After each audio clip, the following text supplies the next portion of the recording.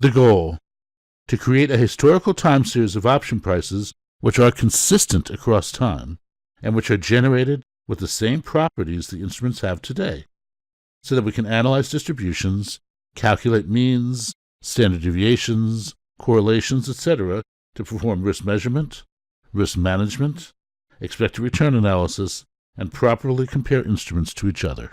Comparing stock to an option. Stock is perpetual. Options expire. Stock percentage move is independent of the stock price level. For an option, the percentage move depends on the stock price level, or the moneyness. For a stock, the prices exist every day after the IPO. For an option, prices of a contract exist for a short while after it comes into existence until expiration. The risk and return of a 110 call that expires in December is different in October than it was in September. In September, it had one more month of life to go deeper in or out of the money. In September, the underlying stock was trading at a different level, so the moneyness has changed. A time series of historical option prices is a time series of apples and oranges, since the option being priced was inherently different every day. It's like a stock chart made up of Apple's return on Monday, Google's return on Tuesday, IBM's return on Wednesday, and so on. And we may not even have that series over a very long historical window. The exchange-traded options available today may have only started trading recently, so the contract's historical price series may only go back a few weeks. And historical price series for OTC options aren't even published. The fundamental problem is, for stocks, commodities, and FX, we have a time series of prices which we can analyze for means, standard deviations and volatility, correlations, and more, to measure and manage risk, to compare trading strategies, to run rich-cheap reports, to attribute performance, and more. How do we do that for options? How do we create a historical time series of option prices which are apples to apples, where the risk and return characteristics of the option are the same every day in the history, on which we can run all the same analytics we already use for stocks, commodities, and FX? The solution? Calculate the price where today's option would have traded for each date in the past. If today's option has 2 months to expiration, then for each historical date, price an option with 2 months to expiration. If today's option is 10% in the money, then for each historical date, price an option that is 10% in the money.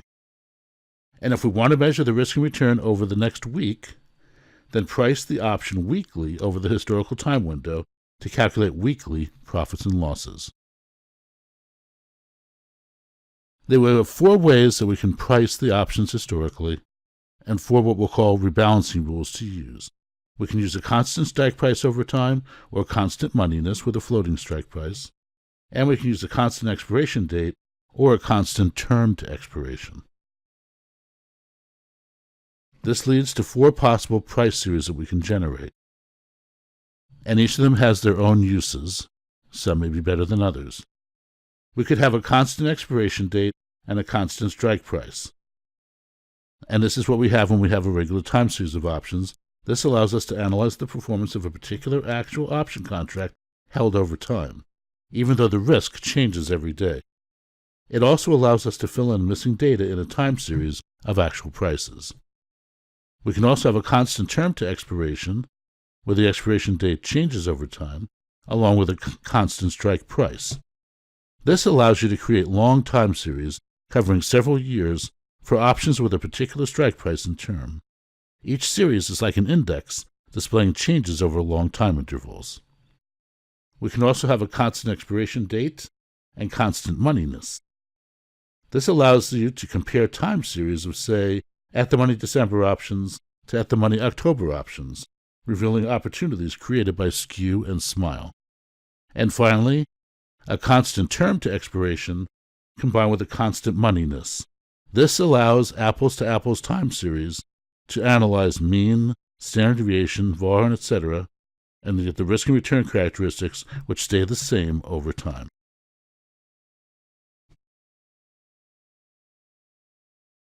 Here's a way to view the 4 types of price series. Each box represents the price of an option on a particular date.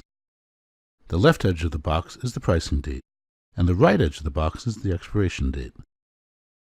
In all cases, the left edge of the box moves towards the right as the option is priced moving forward in time.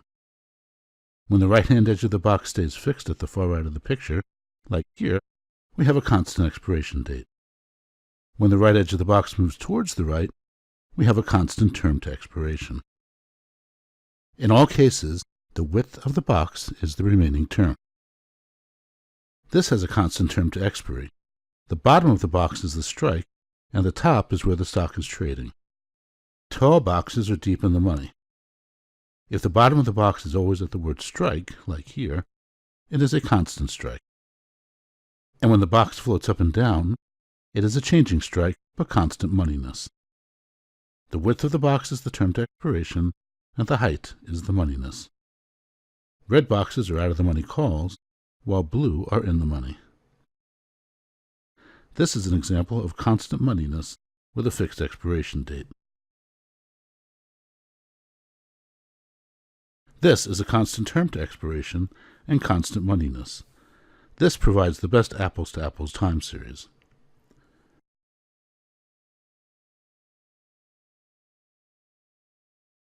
Another way to create profits and losses that come from the same risk-return profile every period is to use historical VAR. This creates a scenario for each historical date, with each scenario generated by applying the historical market data change to today's market. This spreadsheet shows a concrete example. We have 5 days of historical prices for a stock, as well as 5 days of implied option vol. We also see that today the stock is trading at 110, and an at-the-money option has a vol of 0.3 or 30% for an option price of 3.68. This gives us 4 date pairs, for which we can calculate the percentage change in stock price and the percentage change in vol.